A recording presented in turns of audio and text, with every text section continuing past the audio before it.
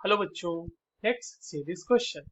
A sulfide ore like ZnS is first roasted into its oxide prior to reduction by carbon because options are a sulfide ore cannot be reduced to metal at all.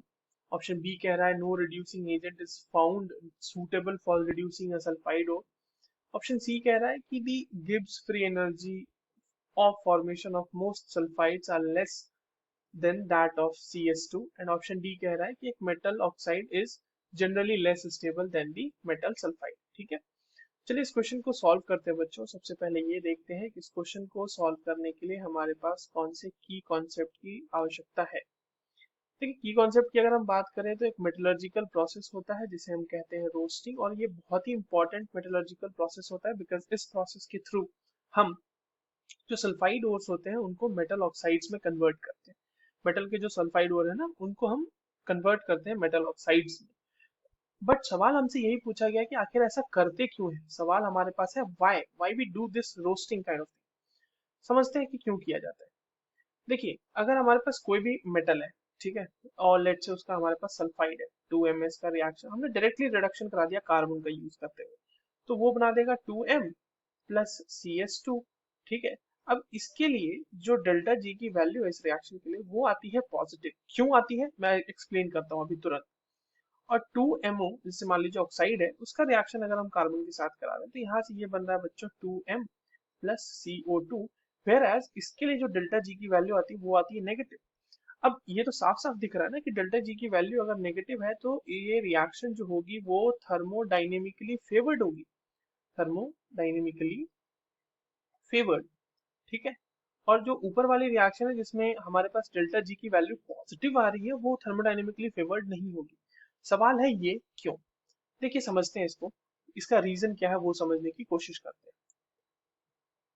बात यह है कि जो standard free energy of formation है यानी delta G not और delta F G not जो है of most of the sulphides, जितने भी लगभग सल्फाइड्स हैं ऑलमोस्ट, ठीक है, कुछ ऐसे ही है एक्सेप्शन तो हर जगह है तो कुछ कुछ छोड़ के, तो सल्फाइड्स जो होते हैं वो बड़ा है, वो ग्रेटर है या फिर कह लें are larger than that of CS2।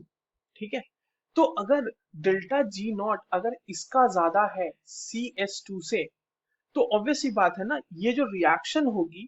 अब एक बात बताइए आप, अगर जिसका delta G not formation sulphide ज्यादा है किसी मेटल सल्फाइड का, तो इसका मतलब वो थर्मोडाइनेमिकली स्टेबल है, तो वो CS2 में कन्वर्ट होना क्यों चाहेगा जो कि थर्मोडाइनेमिकली अनस्टेबल है as compare to its sulphide form. ठीक है, तो इसीलिए जो कन्वर्जन होता है पहला वाला, इसलिए ये जो हमारा पहला रिएक्शन है यहाँ पे मैं लिख देता हूँ, इसीलिए the first reaction is not very या फिर नॉट थर्मोडाइनेमिकली फेवर्ड लिख देते हैं, थर्मोडाइनेमिकली फेवर्ड। ठीक है, तो ये एक बात हो गई।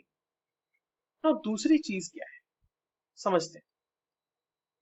अब इसकी जगह पे अगर हम बात करें कि देखिए ये जो हमने देखा ना कि इस तरह से थर्मोडाइनेमिकली फेवर्ड नहीं, इसीलिए कार्बन का हम डायरेक्टली यूज नहीं करते सल्फाइड्स के केस में क्योंकि वो रिड्यूस ही नहीं कर पाएगा उसको।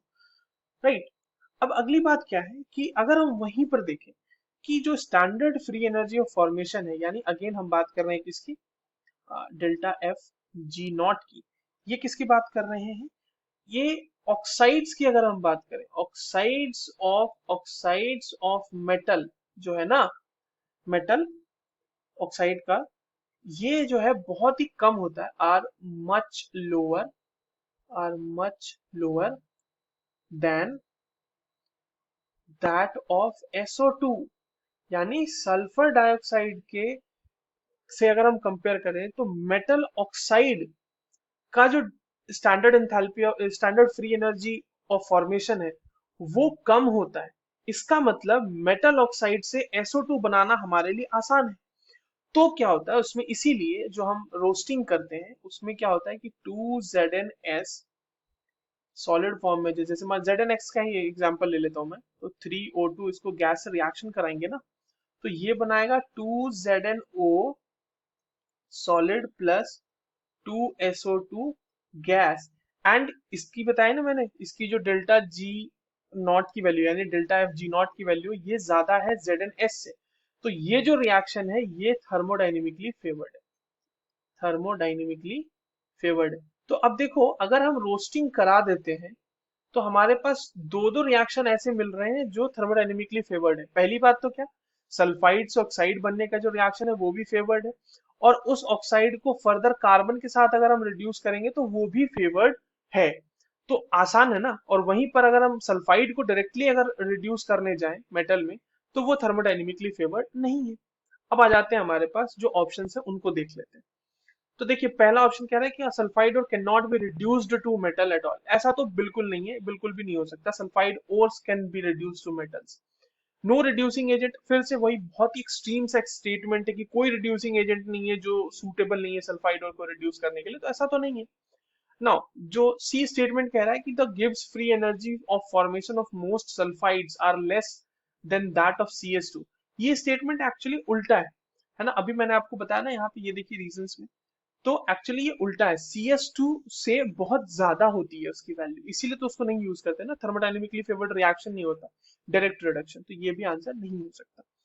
तो a metal oxide is generally less stable than the metal sulphide, ये बिल्कुल सही बात है। मेटल ऑक्साइड से मेटल जो मेटल सल्फाइड जो है वो जनरली ज्यादा स्टेबल होते हैं as compare to metal oxide. तो मेटल ऑक्साइड से रिडक्शन करा पाना कार्बन के मदद से वो आसान है हमारे लिए, जबकि मेटल सल्फाइड से डायरेक्टली रिडक्शन करा पाना हमारे लिए थोड़ा मुश्किल है।